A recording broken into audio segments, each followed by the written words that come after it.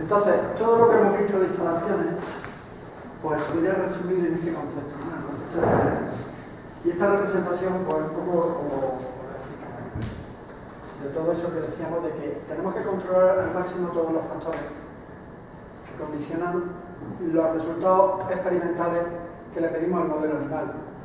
Factores ambientales, factores químicos, factores microbiológicos y factores físicos, ¿no? Y eso es básicamente lo que hacemos, es diseñar una instalación en la que todos estos elementos estén controlados. Por eso la barrera, el concepto de barrera sería como una estructura física o complejo conjunto que permite separar al animal del ambiente externo.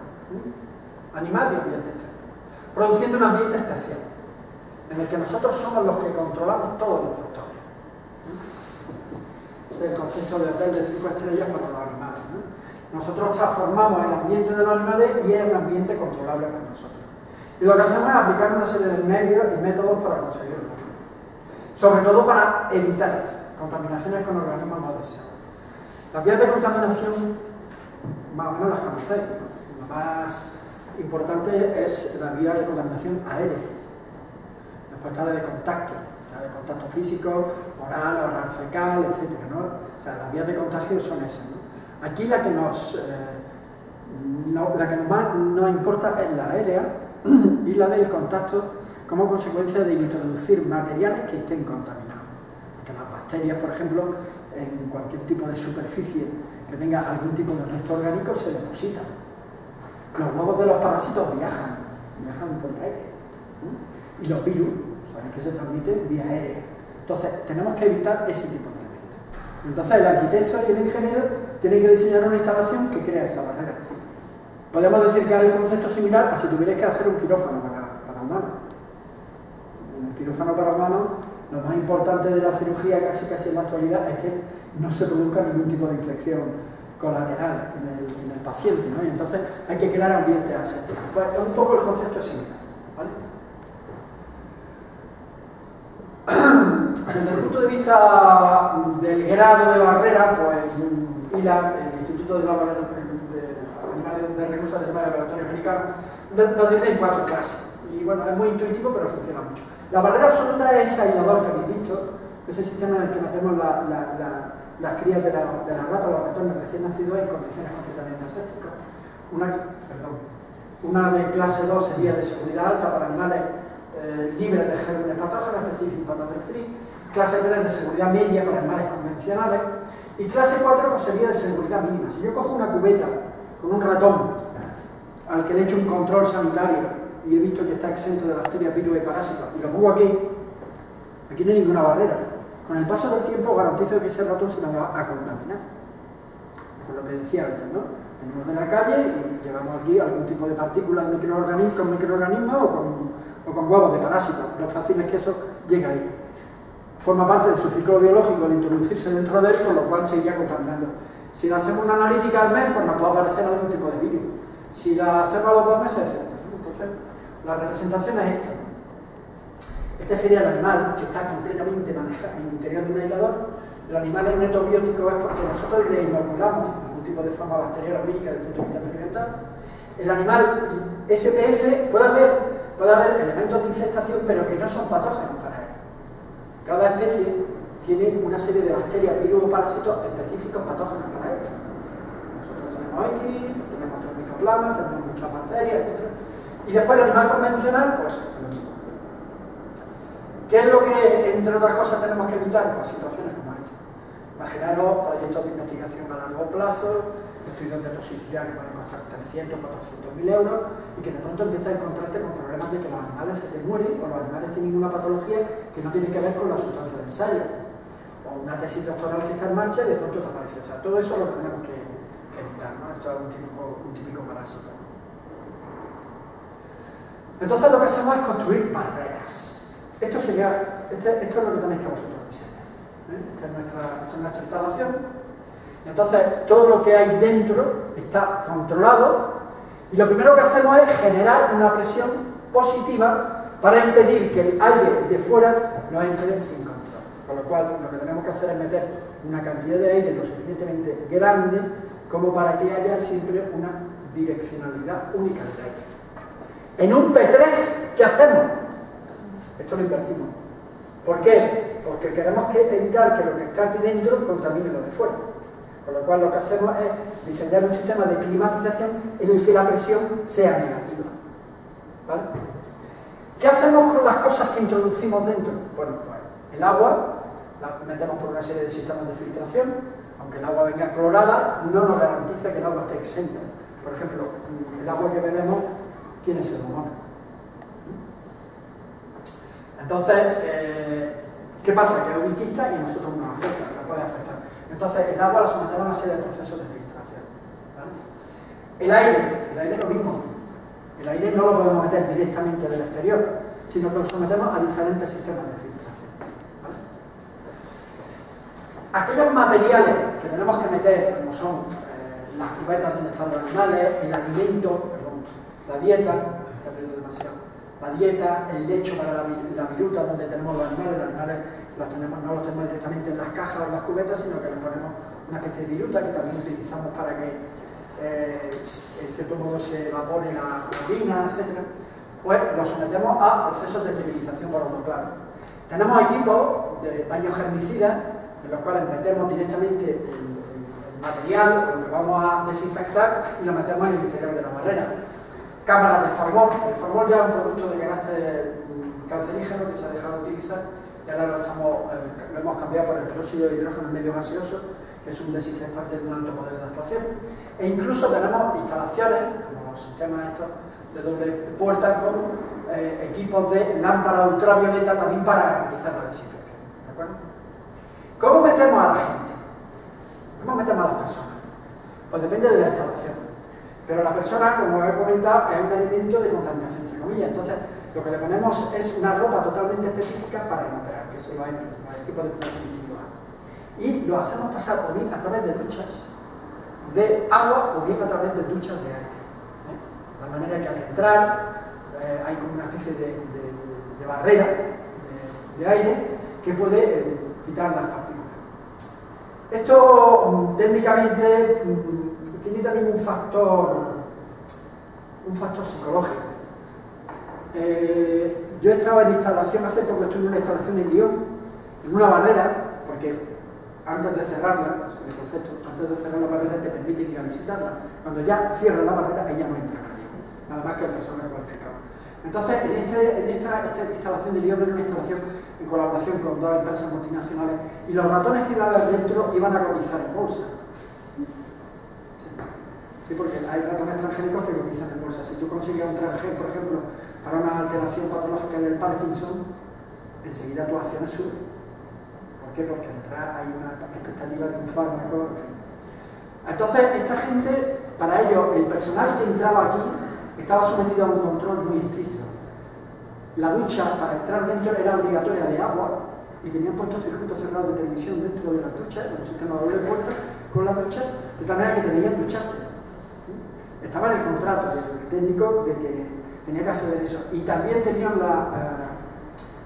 en un momento dado les podían ir a su casa a controlar si tenían mascota. Porque podía generar problemas. Entonces, en instalaciones en las que se intentó imponer el tema de duchas de agua, se generaba un cuello de botella, porque claro, mientras que te cambias, mientras te duchas, ahora se me ha olvidado algo, tengo que salir otra vez, me tengo que duchar y tal. Y después había muchas presiones de los sindicatos, sobre todo en centros normales, del consejo, de universidades y tal. Entonces empezó a utilizarse el sistema de duchas de aire. Pero la ducha de aire realmente es un elemento descontaminante, pero entre comillas. Las duchas de aire están pensadas sobre todo para lo que se denominan las salas blancas, donde se hacen los circuitos impresos de los ordenadores, que no deben tener polvo, o donde se hacen los viales de los productos químicos, de los farmacéuticos, pero que realmente lo que hacen es liberar partículas. Claro, las partículas son elementos en los cuales se pueden depositar bacterias, pero bueno, la eficacia total sería la ducha de agua. De hecho, como he comentado, si es un P3, es obligatoria la ducha de agua, para garantizar que tú no sales con ninguna forma de las que están infectadas. Entonces, este es el concepto de barrera. Y lo que hacemos desde el punto de vista de la arquitectura y del diseño y de la ingeniería es todos los elementos pensados en evitar contaminación. Como elementos de barrera, pues, la disposición de los pasillos, como he comentado antes, los sistemas de doble puerta, estos tanques de eso ahora veremos fotos.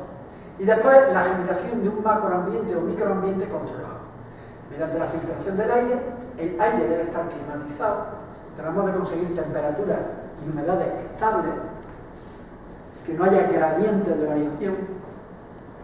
Debemos de garantizar una suficiente renovación del aire y debemos de garantizar la sobrepresión que os comentaba, de que haya presiones diferenciales, ¿no? Y después la filtración y el tratamiento de agua. Eso es elementos de barrera. Otros elementos de barrera, zonas de seguridad biológica, cómo se diseñan los vestuarios, el uso de ropa, los módulos de cuarentena, este tipo de barreras, ahora veremos algunas fotos. Hay instalaciones en las que se someten a procesos de tratamiento con ozono. El ozono no es bactericida, pero sí es un bacteriostático. Entonces, crear un ambiente con ozono, bueno, pues hay alguna gente que lo usa. Después, un elemento de barrera importante es este, ¿no? El control de visitantes, ¿no? Las instalaciones no se visitan. Estos protocolos de vacíos sanitarios también exigen un diseño de ingeniería. Los vacíos sanitarios son un concepto similar al que se hace en los quirófanos de manos. Cuando se acaba una operación quirúrgica, enseguida entran los técnicos, los enfermeros, las enfermeras, y someten al quirófano a un proceso de esterilización absoluta. Esterilizan el de este para que entre otro paciente. Ahora veréis lo que son los vacíos sanitarios. Y después el control sanitario de los animales, en los cuales en tiempo real sabemos cuál es el estado del animal. Las superficies interiores tienen un concepto y un desarrollo. Por ejemplo, este suelo tiene este tipo de unión, es un suelo maravilloso, pero tiene este tipo de unión, y entre ese tipo de unión se deposita polvo. Ese polvo al final puede tener formas bacterianas. Esta unión de los paramentos horizontales y verticales en línea recta, si tú quieres aplicar una aspiración o quieres aplicar una limpieza, no lo puedes hacer. Entonces nuestras instalaciones lo hacemos todo en media caña. Están hechas todas las instalaciones de la unión de los paramentos horizontales y verticales en media caña. Y intentamos que los suelos sean absolutamente impermeables. Que sean suelos que no puedan depositarse, o sea, que no se puedan formar parte de la configuración del suelo partículas de polvo que a largo plazo pueden generar sitios donde se formen colonias de bacterias. Las paredes, los techos, por ejemplo, los falsos techos, pues no. Este tipo de acabado aquí, este elemento, todo esto que está generando, tiene que ser suelo, techos totalmente diáfanos y totalmente herméticos. El tamaño, las dimensiones de las puertas, esta solución que a mí me encantó, que la hizo Luis Javier en nuestra instalación, fue el poner este tipo de puerta doble. Nos da una versatilidad impresionante, porque es una puerta que funcionalmente casi siempre está actuando esta hoja, pero que cuando hay que meter un rack microventilado, cuando hay que meter un equipo, tiene la posibilidad de pronto se te pone una puerta de 1.10. Esto ha sido imitado ya en muchísimas instalaciones después, porque le ha interesado mucho, ¿no? El tipo de trabajo. Estos son los elementos constructivos de una habitación de animales o de un módulo. ¿Qué tipo de tomas? Las tomas de corriente, tomas de fuerza. El no optimizar bien las necesidades de electricidad de la instalación puede ser un problema enorme, ¿eh? Porque después cambiar cualquier cosa, conexión a la informática, conexión a teléfono, es decir, cada uno de los módulos lleva todo este conjunto de elementos o todo este tipo de equipos. Novedad, cosa interesante, hemos puesto sondas de detección del nivel de amoníaco. Son sondas de Drager, que están puestas en una parte inferior, sabes que el amoníaco tiene una densidad, baja hacia abajo, entonces son capaces de detectar variaciones de amoníaco. Pero es que también utilizamos esto que he puesto aquí,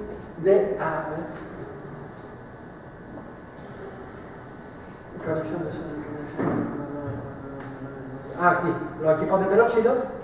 Nosotros hacemos, como he dicho, tratamientos de desinfección con agua oxigenada y medio gaseoso. El agua oxigenada es el bactericida más potente que hay. Y no es cancerígeno. Ahora, si lo respiras te mueres. Entonces las sondas, estas Drager, que detectan los niveles de amoníaco, también nos detectan los niveles de ozono en el interior del módulo cuando hacemos el vacío sanitario. Hasta que no baja una concentración inferior a 2 partes por millón, no se puede entrar dentro. Lo veremos cuando veáis la instalación. Lo veremos. Otro elemento novedoso desde el punto de vista de barrera es que cada sistema de racks microventilados, que ahora los veréis, tiene una serie de colectores de toma de aire propio e independiente, que están en conexión con el sistema de tuberías propias del aire. En cuanto al tipo de materiales o construcción, pues lo que nos interesa son, como he dicho, superficies impermeables, ¿no? Una solución es esta, son las resinas epoxídicas estas famosas, como se acaban, que al final, bueno, pues como que se cristalizan de eso, sabéis vosotros más que yo. Importante, y os lo digo, tenéis que controlar, los arquitectos, tenéis que controlar al personal que os está haciendo las cosas. Es decir, los suelos epoxídicos, yo he visto suelos de resina epoxi puestos perfectos. Pasa el tiempo y siguen igual. Y he visto suelos de resina epoxi que al día siguiente ya estaban estropeados. ¿Por qué? Porque estaban mal puestos. O porque la resina, pero sobre todo por los profesionales. En este tipo de instalaciones tenéis que buscar los profesionales 10, aunque os cuesten más. Pero buscar a la mejor gente. Y gente que ya haya arrastrado la experiencia, que ya haya hecho eso. Os lo digo en esto, en pintura, en electricidad, en informática, en todo. Buscaros, aunque os cueste más, porque es que después los errores aquí, es que los errores son gordos, los errores son consecuencias ya no paran y los tenemos continuos. No sé si estoy diciendo mucho acordado. Otra solución, bueno, estos son dos, esto muere mucho. Como acaban, estos son suelos de resina epoxi, esto es una instalación convencional y estos suelos incluso están puestos encima de suelos de solería. Es una siguiente remodelación, que en un momento dado lo permite. Pero claro, te das cuenta que aparentemente dice, bueno, te ha costado nada, ¿no? Pero le ha dado una calidad a la instalación enorme, por el simple hecho de haber cambiado ese tipo de superficie, ¿no? Porque genera mucho. Las otras que se utilizan son estas, las vais a ver en Neuron las han puesto. A mí personalmente no me gustan, son los PVC, también son una estructura, pero estos también tienen el mismo problema, como no estén muy bien puestos, al poco tiempo generan bolsas. Y ese tipo de bolsas, por ahí, os garantizo que se meten incluso hasta parásitos, tipo insectos, ¿no? Con lo cual generan un problema muy grande. Veis los acabados, ¿no? En media caña, pero como acaba. Este elemento también es un elemento muy curioso, que se utiliza, que se debe tomar en cuenta, porque claro, aquí se trabaja mucho con carros, se trabaja mucho con estanterías metálicas, se trabaja mucho con equipos, y claro, con el paso del tiempo, pues incluso las paredes nuestras que tenemos ahora de los sándwiches, estos de parecido al de, no sé cómo se llama, ¿cómo se llaman hemos tenido que ponerle a todos los equipos que tienen aristas y tal, hemos tenido que poner una especie de adhesivo, con una especie de filtro, que llevan una especie de esponja para los roces, ¿no? Porque son paredes muy delicadas. Este es el sándwich, no sé cómo se llama esto. Así le llamáis, ¿no? Sí. Bueno, pues esta es la solución que ahora mismo se está haciendo, ¿no? Aquí también ha habido mucho feedback de aprendizaje entre las empresas que lo están haciendo, y porque hay empresas que han puesto esto en otros sitios que no han servido para nada, se han desarrollado. En cambio, hay otras empresas que lo están empezando a poner muy bien. Y en esto también hemos aprendido todo. O sea, las empresas han aprendido con nosotros. Eso también es muy... que tiene que haber entre el equipo técnico que está participando y la propiedad y las empresas, tiene que haber interacción. Entonces, la ventaja que tiene es esa, que es absolutamente impermeable, absolutamente... no se puede depositar ninguna materia orgánica que pueda contaminar. La solución de las medias cañas con este tipo de material que es independiente están bien, pero tienen que estar muy bien selladas, porque como se levante ya no te garantiza la hermeticidad. Claro, te dan la versatilidad, ¿no? Como he comentado, nuestra instalación estaba hecha en el sótano y las columnas no las podíamos quitar, lógicamente no las podíamos quitar, entonces estas columnas se forraron perfectamente y se quedaron aisladas, ¿no? O sea que es una adaptación. Claro, es material, aquí como están los acabados principales, es un material que comparativamente es mucho más caro que si se hiciera de la forma convencional con el ladrillo y con los materiales, ¿no? Muy caro. Y casi todo, pero muy bien diseñado, te da la versatilidad y después la posibilidad de que en un momento dado puedas aplicar una pieza y jugar con los espacios. Eso es que, claro, para jugar con los espacios Yo he visto instalaciones en las que se han equivocado, preveyendo que la pared la iban a mover, pero claro, después al quitar la pared se descompensaban los sistemas de climatización o el punto de flujo del aire no era lo suficientemente adecuado. Eso hay que estudiarlo, no es una cosa cualquiera. En cuanto a los elementos de ingeniería claves de la instalación, lo primero es el sistema de iluminación, ¿no? Los sistemas de iluminación, lo que intentamos es que sean completamente estancos, y si te vas a una solución convencional, intentar poner sistemas de luminaria que a su vez sean estancos y que estén aproximadamente a unos 5 o 7 centímetros del techo para que nosotros podamos registrarlos y limpiarlos, que no estén pegados directamente al techo, ¿vale? Ya en la actualidad, bueno, pues se hacen, los que hacemos las últimas instalaciones, ya son sistemas estancos que son registradores desde arriba. Y otro elemento interesante que ponemos es que son luces sencillamente luz roja. Si queremos invertir el ritmo circadiano y queremos trabajar a otra hora, o incluso queremos trabajar después de las 8 de la tarde, cuando a los animales ya se les ha cortado la luz, la longitud de onda del rojo, los roedores no la perciben. Entonces, al no percibirla, tú puedes trabajar dentro, ves, pero ellos se creen que es oscuro y se quedan en actividad nocturna. Con el panel de laboratorio, como le llamáis vosotros, lo que hacemos es que se registra desde arriba, desde la planta técnica, y está totalmente hermético.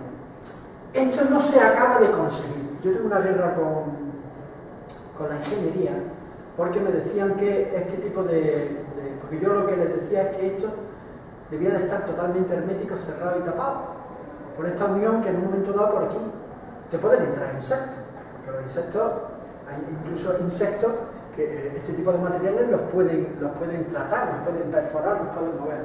Pero claro, me decían que aumentaba la temperatura, podía aumentar la temperatura y que podía generar problemas de ignición y tal, ¿no? Pero esto todavía no está lo suficientemente depurado. Y después, una vez que se te queda estanco, bien, ahí entra también en juego el que la ingeniería y la arquitectura tengan un buen plan, una buena planificación de los controles de calidad. Si te venden la historia de que ese panel es hermético, tienen que demostrar que es hermético y tienen que hacer las correspondientes pruebas de hermeticidad desde arriba hacia abajo, desde abajo hacia arriba, y demostrar realmente que es hermético, que no te lo venden. Bueno, en cuanto al resto de la iluminación, es un problema porque, claro, en la iluminación nosotros tenemos que dar una longitud o una lux o lumen, pero que no generen mucho problema en la capacidad visual de los roedores, porque son muy sensibles a la luz. ¿Veis cómo va variando el gradiente de luz? Entonces, no acabamos de conseguir poner realmente la luz en el sitio adecuado. La tendencia a ponerlo en la parte del techo. Hay algunas publicaciones de poner la luz en una forma lateral con respecto al rack donde están situados los animales, pero daros cuenta de cuál es la longitud de onda, la capacidad de emisión de la rata está muy concentrada, entonces son muy sensibles. Pensad que son especies normalmente nocturnas, durante el día no las vemos, los roedores, ¿no?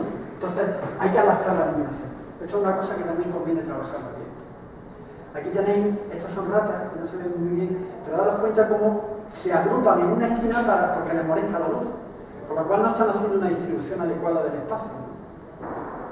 Aquí veis, ¿no?, cómo van distribuyéndose, ¿no? Incluso en estudios experimentales lo que hacen es que cogen las ratas de arriba, las bajan abajo, después las de abajo las bajan arriba, para que más o menos durante el periodo de estudio reciban la misma cantidad de luz. A mí eso me parece una tontería, pero bueno, hay laboratorios en los que la gente lo hace. Pero el tema de la iluminación para darle una luz adecuada es un poco complejo. Las luces, este es el sistema Liscada de control nuestro, las luces las tenemos todas controladas por ordenador y establecemos en cada uno de los módulos de animales la cantidad de luz, de horas de luz, de horas de oscuridad, incluso por medio del TeamWeaver. El próximo día lo vemos, os enseñaré el software que tenemos. En casa, en tiempo real, nosotros podemos ver, podemos encender, apagar luces y tal, con las de estas de control, y así se va visualizando el tema. Entonces tenemos controlada la luz en cada una de las habitaciones. Los sistemas eléctricos, las comunicaciones y todo eso también son una pieza clave. Estas son las ondas detectoras de amoníaco, los temas de control, y esto es muy importante. En esto también se han hecho auténticas barbaridades. Se han hecho instalaciones de estas en las que los enchufes de conexión de los RAS microventilados no estaban conectados al sistema de grupo electrógeno. Entonces, cuando se apagaba, había un corte de luz, se apagaba la ventilación de los grupos de los RAS microventilados. De tal manera que los animales se quedaban sin ventilación. Entonces empezaban a haber problemas por asfixia, horrible, ¿vale? Después hay que prever que dentro van a entrar equipos que pueden tener muchos voltios, que pueden necesitar muchísima fuerza, y siempre prever la historia. En un laboratorio de investigación, nadie os va a echar en cara que habéis puesto mucho enchufes, porque al final están todos ocupados, os lo garantizo, todos. Ponen más. O sea que cuando os digan aquí, sí, porque es que se necesita, al final siempre falta. Después las correspondientes conexiones a ordenador ya son prioritarias en un laboratorio y en un sitio de esto, porque nuestros RAS microventilados incluso los podemos controlar por ordenador. El otro problema es que tenemos muchos sistemas con una alta sensibilidad, y esa es una de las bestias negras de este tipo de instalaciones, una alta sensibilidad a la variación de frecuencia y a los picos de fuerza, lo cual puede conllevar serios problemas.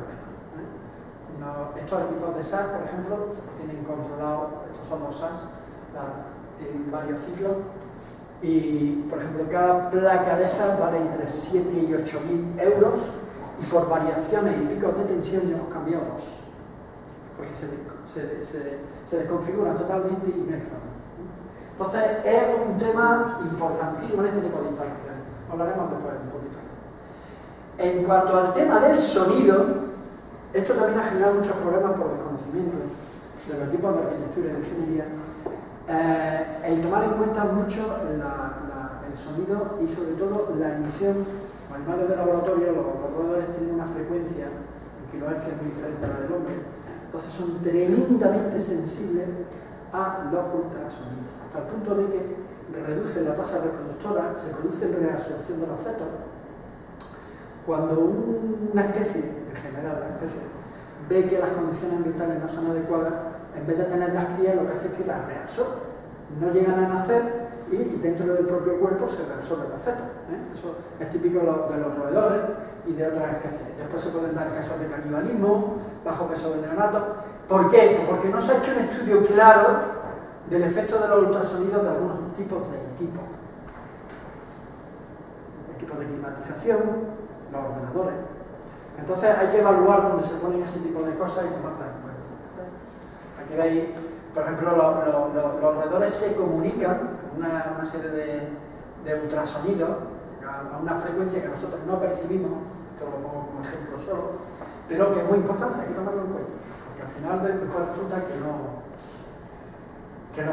Bueno, la parte más importante de la instalación es esta, precisamente, los sistemas de climatización, que tienen que garantizar que las condiciones ambientales. Tenemos que garantizar temperaturas estables, humedades estables, renovaciones de aire estables, y que el aire que entre esté suficientemente filtrado. Normalmente lo que se hace es instalar todos los sistemas de climatización por encima de donde va la instalación, donde va la unidad de climatización. Esta es del Centro de Investigación del Cáncer de Salamanca. Hay duplicidad de equipos. Aquellos equipos clave que sean, por ejemplo, las plantas enfriadoras, debe de existir duplicación, porque si falla una planta enfriadora en el mes de agosto, puede ser un desastre, ¿no? Entonces hay equipos que tienen que estar duplicados. Instalaciones con bastantes recursos tienen un sistema de duplicación continua. Voy a ver ahora un ejemplo. Esto es una instalación convencional, esta es la antigua instalación que tenemos en Cartuja, y esta es el área donde está recorrida con todos los sistemas de ventilación y todos los sistemas de entrada. Esto es, como veis, esta es el área técnica, la planta técnica nuestra. Esto es la parte interior, porque se va construyendo progresivamente, como se va situando. Tenéis otra una especie de guía de corredor. Con la limitación de la altura, un sitio problemático, pero todo está recorrido entero. La forma de entrar el aire y de distribuirse también evoluciona mucho. ahí tenéis este sistema con techos perforados, pero lo que sí es importante es que la distribución del aire sea homogénea. Nosotros periódicamente tenemos una instrucción técnica de nuestro personal que mide la temperatura y la humedad con termohigrómetros en diferentes puntos del módulo, incluso dentro de la habitación. ¿Por qué? Porque le podemos estar demandando una temperatura estable de 20 más o menos 2 grados, pero realmente dentro del sitio donde está el animal la temperatura es muy alta o es superior, y eso tiene problemas para la investigación, etc. Y el que el aire tenga una distribución homogénea, para dar unos valores ambientales homogéneos, y que haya una circulación correcta. Eso ha cambiado.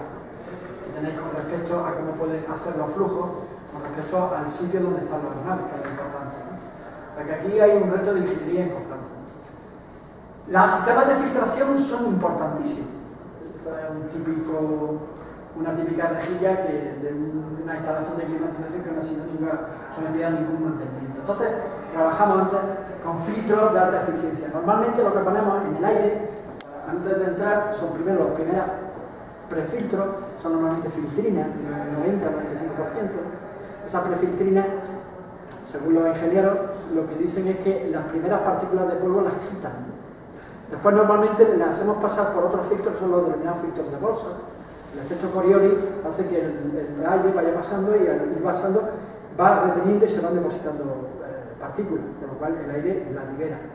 Después hacemos pasar al aire por lámparas de luz ultravioleta. La estructura citoplasmática de las células normalmente se rompe por la ultravioleta y la hacemos pasar. Y finalmente entran en los filtros de alta eficiencia, que son estos, los filtros EPA. Son filtros que impiden el paso de partículas que sean de un tamaño superior a 0,16, 0,17 micras. Con lo cual, el aire que entra ahí pues, sería muy parecido al aire que hay a 3.000 y pico metros en Sierra Nevada. Un aire puro, un aire sin partículas prácticamente. Este sería el paso del aire del filtro. EPA es en sí la alta eficiencia. No sé. Después, una cosa también muy importante es esto, cómo ha evolucionado el sistema de rejillas, ¿no? Al hacer el flujo de aire hay una distribución del aire hacia abajo, ¿vale? Que más o menos se uniforma en todo el espacio, y después extraerlo por fuera. De manera que hay una corriente continua del aire, ¿no? Porque si tú pones aquí la extracción o la introducción del aire y ahí pones la extracción, seguramente hay partes de este espacio en el que si mides la temperatura no es correcta, y si mides el flujo, si mides la velocidad del aire tampoco es correcta, ¿no? Entonces eso ha evolucionado bastante. Estos son los sistemas como están diseñados, ¿no? Con salidas independientes de cada uno de ellos, con los climatizadores dobles. Este esquema es del Centro de Investigación del Cáncer de Salamanca. Después la introducción de los sistemas de recuperación de entalpía, que ya sabéis que son obligatorios por ley para hacer un reaprovechamiento. Y en general, pues bueno, control de la temperatura de impulsión, control de la temperatura de retorno y control de la temperatura de descarga, ¿vale? Tenemos también una información en tiempo real del tiempo de funcionamiento de los climatizadores. Esto, bueno, cada vez ha tenido más impacto. Pero, aunque vosotros no seáis ingenieros, el arquitecto tiene que tener claro cómo se va a diseñar el sistema de climatización y qué sistema de climatización, porque puede condicionar el espacio, la dimensión de la habitación, la altura. Eso también mucho. Bueno, ¿qué altura ponemos? 250, 270, ponemos 230. Claro, al poner más altura son más metros cúbicos. Al poner más metros cúbicos necesita equipos más grandes para extraer el aire. Pensar que nosotros tenemos que trabajar sobre 16, 17 renovaciones de aire por hora. Con lo cual es una cosa complicada. Entonces tenéis el sistema de entrada dentro del módulo, en tiempo real. Estos son los famosos recuperadores de entalpía, que recuperan parte del calor que extraemos y se lo dan al aire entrando. De eso sabéis vosotros más que yo. Este es el esquema de nuestro sistema de climatización. Aquí sí tuvimos nosotros la idea, muy bien pensada, de dividir las zonas. Acordaros que habíamos hablado de la zona experimental y la zona de mantenimiento. La zona experimental era la zona que ponía zona convencional en el plano y esta es la zona secreta. Entonces lo que hemos hecho ha sido subdividir en bloques por climatizadores. Entonces tenemos en total 10 climatizadores independientes. Eso nos da una versatilidad de trabajo espectacular. Y en eso a Esteban Vargas le tengo que dar el punto. Tenemos las enfriadoras duplicadas y la caldera, tenemos una caldera única. Es un búnker, y es un búnker que además se termorregula a sí mismo, es decir, al ser una superficie cerrada y no tener entrada o salida y estar dentro de un sótano, estamos observando que hay una estabilidad térmica espectacular. En eso, fijaros que incluso como había que diseñarlo en el edificio, incluso pensamos la posibilidad de hacerlo arriba. Hay instalaciones de estas que se hacen en las plantas altas de los edificios biosanitarios, pero claro, ahí arrastra y más en estos tipos de climas continentales que son muy problemáticos. Aquí estas inversiones térmicas que tenemos tan horribles generan muchos problemas. En la instalación que teníamos en Cartuja, que era un edificio único, es que llegábamos a registrar variaciones con 40 grados de temperatura con 17% de humedad relativa, similar a la que hay en el desierto del Sahara. Aquí hay mucha variación.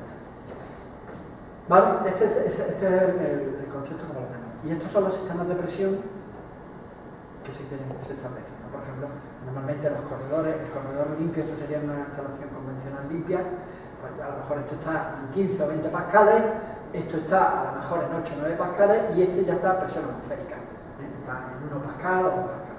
Estos son los sistemas de presión. Nuestros animales son altamente sensibles a las variaciones de temperatura y humedad relativa. El problema que tenemos en nuestras instalaciones es mantener una temperatura estable con una humedad estable. Normalmente, decía al principio de la charla, que hay un Real Decreto, en ese Real Decreto hay un anexo y en ese anexo se establece cuáles son las recomendaciones de las condiciones ambientales del animal. Por ejemplo, los roedores deben estar entre 20 más o menos 2 grados y una humedad relativa entre un 40 más o menos 5% aproximadamente. Bien, pues esos son los intervalos en los que nos movemos. La complejidad de un sistema de climatización es mantener una temperatura estable y forzar la humedad. Y después las relaciones de esto. Esto es un caso, son neonatos recién nacidos de rata, ¿veis? La cola negra. Bueno, pues esas colas se desarrollan, eso se llama ring tide, y eso se desarrolla por estados ambientales prolongados de falta de humedad. Cuando el animal está en una situación de humedad por debajo del 20% de manera prolongada, empieza a desarrollarse. O sea que es un factor importante a... En cuanto al control de calidad de agua, bueno, tenemos desde estos sistemas más o menos tradicionales, que se ponen de prefiltros, filtros de carbono activo, incluso ya se ha sofisticado más con lámparas de carbono, con lámparas ultravioleta, hasta equipos de ozonificación, en el cual se hace el tratamiento con ozono del agua. Esto es en el Parc Scientifique, en la instalación.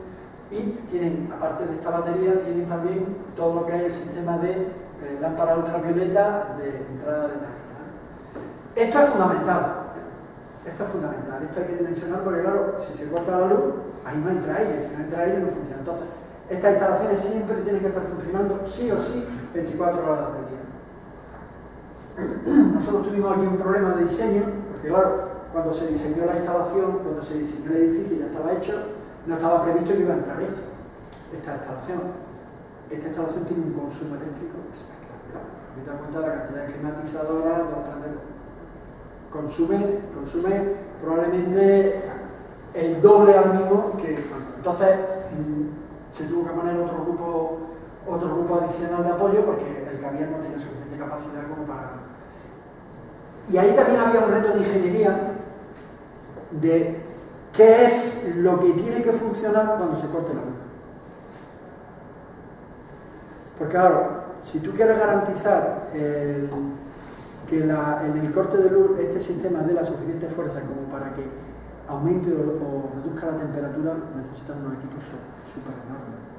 Entonces, lo que le pedíamos, partiendo del hecho de que es muy raro tener unos cortes de luz de muchas horas, era que garantizaran que todos los sistemas de motores que nos meten el aire, metieran el aire. O sea que cuando entran en marcha los grupos electrógenos, no climatizamos el aire, simplemente metemos el aire. Porque si no había que sobredimensionarlo y nos dijeron que eso que era... No hay grupos electrógenos en el mercado. No. Si tenéis que poner sumideros, ya hay sumideros muy sofisticados que incluso tienen una pequeña resistencia. Tienen un sistema de agua continua y tienen incluso una pequeña resistencia, ponen el agua entre 70 y 80 grados y que crean una especie de barrera para esa agua. Estas instalaciones, si se trabaja con roedores, si se trabaja con animales pequeños, ya no se usan prácticamente sumideros, ¿vale? Eso en el caso de que trabaje con animales grandes. Hay un equipamiento asociado a toda la barrera, que es un poco lo que habéis visto, y que encarece mucho la instalación. Entonces aquí tenéis más o menos, estos son los diferentes elementos de barrera, que son los que garantizan el paso. Todos estos equipos son equipos que tienen que estar pensados. Yo he estado en proyectos en los que estaba incluido dentro de la arquitectura y la ingeniería y estaban presupuestados dentro. Esto es un mundo, yo no soy partidario. Yo soy partidario de que esto sea independiente, que vengan las empresas y que luchen y que demuestren. Porque si te casas con una empresa es problemática. Hay gente que sí, que directamente los proveedores de estos tipos, los equipos de barrera, entran directamente en contacto con el equipo de arquitectura y ya con ellos. Pero claro, si te casas con alguien, está mal, porque puedes tener problemas después de que no sea un equipo adecuado. Hay un problema también con este tipo de equipos, y es que muchas veces, si no están presupuestados o incluidos, van a un presupuesto posterior, con lo cual, como tienen que estar ubicados en sitios muy concretos, hay que hacer fosos, hay que hacer sistemas nuevos de fontanería, de electricidad. Si no están pensados y no se sabe qué empresa los va a poner, se puede quedar la obra parada entera, porque hasta que no vengan los equipos no puede continuar, sobre todo la parte del área técnica, que es la parte casi más importante, ¿no? Entonces tiene que haber mucha coordinación en que la obra esté ya en una fase en la que se metan todos los equipos, tomando en cuenta que hay que hacer cosas de albañilería y de apoyo técnico complejas, ¿no? Pues son equipos muy grandotes. ¿Tenéis? Estos son los tipos de SAC, las de jaulas, que son equipos enormes. Pues esto necesita hacer un foso especial, una estructura especial. Y ahora resulta que hay 3 empresas que van a licitar. Y resulta que el que ha ganado el proyecto necesita no sé qué, no sé cuánto, y ahora no lo tenemos. Eso es un quebradero de cabeza de mala planificación desde el principio, con pérdidas de dinero enormes y paradas de esa vivido yo. Estos son sistemas más pequeños para lavar las juguetas. Estos son los típicos lavabiberones, también automáticos. Esto es un robot. Esto es de un centro que procesan varios miles de biberones. Estos son los biberones de agua de los animales. Entonces esto es un robot, está diseñado por una empresa italiana. Los ponen en las cestas, va pasando por un sitio, les quitan las tetinas. Estas son las tetinas de las que beben, como son como biberones, ¿no? Las gatillas y los ratones pues las chupan de aquí. Entonces las quita automáticamente, cogen los biberones, los vuelca, los vacía, después los meten en otro sitio, los lavan, después los ponen en otro sitio, los llenan de agua tratada y después les ponen las tetinas y los ponen enfrente de los autoclaves para pasar la esterilización. Un equipo muy complejo, pero claro, hay que prever, ¿no? Después todo lo que son los autoclaves también demandan este tipo de autoclaves, que son los autoclaves de 1000, 2000 litros de capacidad para meter las cubetas con la viruta esterilizada, pues exigen eso. Y después están los famosos estos de materiales, ultravioleta o más pequeños, incluso ya con sistemas de control por ordenador y conexión ABC y sensores de velocidad para hacer tratamiento en el interior, ¿vale? Y después están los de personas. Estos son los SAS. Los SAS son un elemento adicional o complementario a los lavarracks y a los autoclaves en los que se mete material grande, imaginaros estanterías, equipo y tal, que no pueden meterse en el otro. O sea, son, por así decirlo, los 3 elementos de barrera, ¿no? Estos son los más pequeños, con tipo ventana. Estos cuando lo abres, tiene un sistema de doble puerta, abren la puerta, mete el material que va a utilizar, por ejemplo, las cuarentenas para meter los animales, metemos las cajas, lo veréis en uno de los vídeos, metemos las cajas, entra un ciclo de aire pasado por el filtro EPA, lo limpia y después aparece los actuales también ultravioleta. Y estos son ya SAS más grandes, pues para meter material, y son los que utilizamos nosotros para sacar el material sucio de las diferentes áreas, ¿vale? Y estos son los SAS de aire, de paso de personal, que tienen unas toberas, entra y pasa. Estos son los que se hicieron de primera generación. estos son de la empresa Telstar. Hubo un problema con esto, y es que en el Centro de Investigaciones de Valencia, del Príncipe Felipe, un guardia de seguridad se encontró una investigadora que le había dado la lipotimia aquí abajo. Entonces, a partir de ahí se dio un revuelo a nivel nacional y tal, y ya todas las empresas la hacen con una cristalina arriba y otra abajo, ¿vale? Después también hubo el problema de que en los vestuarios de chicas, las cristalinas de las puertas que salían hacia afuera eran transparentes, entonces las funciones desviadas, pero que ha evolucionado. Por eso sí que era un revuelo bueno. Estos son ya las nuevas generaciones con un doble. De tal manera que son duchas de aire que te garantizan el paso de la persona. Estos son los SAS que he comentado. Estos equipos son equipos que se llaman Aerobloomer. En esta caja se mete el producto líquido, tiene una resistencia y genera una macro nube de desinfectante, ¿no? Son equipos. Esto es un área técnica, esto era el espacio donde se iba a poner. Esto es un ejemplo de mala previsión. Después aprobaron a posteriori el equipo de automático, el robot de tratamiento de los biberones, y tuvieron que rediseñar toda esta opción. Estos son los otros sistemas. Esto es un baño de inmersión que os comentaba antes como un elemento de barrera. Esto es simplemente una caja hermética llena con un producto desinfectante, y en el otro lado de la barrera hay otra, de tal manera que está a un nivel que no pasa al aire. Pero tú puedes meter, por ejemplo, pues material, no sé, puedes meter en una bolsa una cámara de fotos, material que no puede pasar por un autoclave, por lo rompe o tal. Entonces se utiliza ese tipo de baños de inmersión.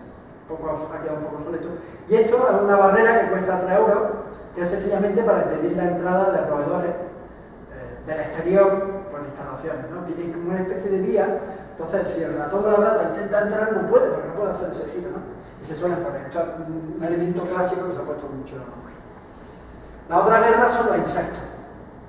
Los insectos, claro, tienen una capacidad para entrar y de acceso enorme, ¿no? Entonces hay que crear las máximas barreras posibles, normalmente de tipo químico. Otro elemento importante es este. Como he dicho, estamos en búnker. Y ahí también hemos visto muchas veces muchos errores de la ingeniería y de la arquitectura, de no diseñar sistemas de comunicación entre el personal. Y el otro elemento es este, la seguridad. Y os pongo la foto de estos chicos. Estos son del Frente de Liberación Animal, y esto es de un caso de entraron en las carreras de la Universidad Complutense y destrozaron los laboratorios, le pegaron al cuidador y se llevaron un montón de perros. El Frente de Liberación Animal es serio. En España ya hemos tenido algunos casos, aquí tuvimos también otro problema con ellos, pero países como Estados Unidos e Inglaterra, un problema muy serio. Lo comentaba antes, hasta el punto de que les enseñan a los investigadores a mirar debajo de los coches por si hay alguna bomba. Hubo un problema en la Universidad de Cambridge, que habían hecho una instalación para primates y al final no han conseguido abrirlo. Bueno, ¿por qué digo esto? Porque el tema de seguridad es un tema que hay que tomar en cuenta de esta instalación. El sistema de acceso, los sistemas de circuitos de cerrados de televisión, la ubicación, en fin, todo eso hay que tomarlo en cuenta. Y hay sitios en los que es más problemático eso y menos problemático. En cuanto a la vida útil de las instalaciones, bueno, y del material, de este tipo de instalaciones se está hablando entre 10 y 15 años. Pero tal como evoluciona la investigación biomédica, eso es relativo, ¿vale? La incineración son equipos que, como dije antes, ya no se suelen utilizar. Nosotros hemos tenido aquí en la Universidad 1, ya lo hemos quitado, generaba problemas de gases, aunque estuviera válida por industria, etcétera, etcétera, y estaba cerca de psicología, y si el viento se desplazaba hacia un lado, generaba mal olor, en fin. Son instalaciones que ya no se ponen añadidas a los centros de investigación y se van a la parte. En cuanto a los alojamientos para animales, condicionan, sobre todo, si tienen sistemas de extracción de aire específicos que les afecten. Bueno, eso ya es una cosa que no suele entrar. Bueno, ¿cuáles son las bestias negras de la instalación? Me habían comentado antes, las bestias negras. Bien, pues la primera, el problema en nuestra propia experiencia es los sistemas eléctricos. El edificio este de biomédica, en la actualidad, tenemos un grave problema con las tomas de tierra. Las tomas de tierra, ayer precisamente estuve hablando de eso, con uno de los ingenieros que estuvo por allí, porque aparentemente la conclusión que llegan, porque ¿sabes cómo va lo de las tomas de tierra? Yo me lo he estudiado ahora, por visto más laterales, por todos los pilares y tal. Parece ser que en un proceso de ampliación o modificación alguien lo interrumpió, alguna máquina o algo. Entonces, de tal manera que no funciona correctamente. Entonces, ¿qué hace? Según me explicaron, la corriente va a buscar por otro sitio y llega a cualquier equipo. En cuanto llega a cualquier equipo, ¡plac!, salta. Entonces, cuando a nosotros nos salta un magneto técnico, se nos puede desconfigurar todo el sistema. El otro día, hace un par de días, tuvimos un microcorte que no duró nada, un microcorte. Y en ese microcorte se pararon 3 de los climatizadores, las turbinas de los climatizadores. Y a los 3/4 de hora empezaron a llamarme por teléfono de que en el módulo tal la temperatura era insoportable, que qué es lo que estaba ocurriendo, etc. Por un microcorte. Entonces, claro, son problemas enormes los que tenemos con las tomas de tierra y las variaciones de frecuencia, sobre todo por los microcircuitos y los sistemas de control por ordenador. Tenemos una serie de controladores, estos que funcionan con milivoltios, entonces se nos va una de esas placas, desconfigura el sistema y se para la climatización. O sea que ahí ese tema es un tema importantísimo y en este edificio tenemos un problema grave porque, nada, una centrífuga que la ponen mal, de pronto salta a cualquier sitio en cualquier lado. Y de pronto llaman de cualquier laboratorio, boom, oye, que nos hemos quedado sin corriente, ¿no? Entonces, esto es una bestia negra continua. Hemos modificado las tomas de tierra. La empresa que nos construyó la instalación es San José, que tiene bastante experiencia en todo esto, con los ingenieros, pero seguimos con el problema. Esto es el problema. Se tiene una solución. A ver, pues te damos trabajo ahora mismo. A ver, sí, dime cuál. Se instalan quirófanos, paneles de aislamiento.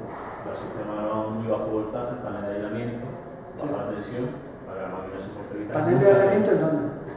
Se supone a la entrada de los quirófanos. Cuando se hace un quirófano, a dar su cuadro va otro cuadro que se llama un panel de aislamiento. Sí, sé que se han hecho cosas de esas ya aquí. Entonces eso, sí, para evitar las sobretensiones, baja la tensión, siempre para trabajar siempre a 24 o 12 voltios. La máquina soporte vital de un quirófano nunca tener ese problema. Ya. Sí. Perfecto. ¿Qué pasa? Hablando del curso de tensión. No, y eso los de San José lo han puesto horrible. No debe de ser tan fácil. Eso se suele poner solo, o yo solo he visto en quirófano, donde se opera a personas, se llaman máquinas soporte vital, en las que no puede haber variaciones. Y siempre trabajando a 24 voltios para que no haya problemas de carga. Pasa que yo lo que entiendo en este edificio, que bueno, cuando vayamos lo hablamos con la gente de allí, es que afecta al edificio entero. O sea, lo que se está comprobando es que cualquier variación rara de un equipo que se ponga, que tenga una sobretensión, afecta a cualquier otra parte del edificio. Con lo cual, de pronto empiezan las llamadas, aquí no sé qué, aquí no sé qué, aquí. Y nos tiene amargado. Yo ya tanto conocimiento ya, pero en el caso puntual es eso. Una pregunta. Los animales, como has dicho, las incineradoras las están quitando. ¿Qué hacen con los animales cuando ya se desechan? ¿Se llevan fuera? Nosotros lo que hacemos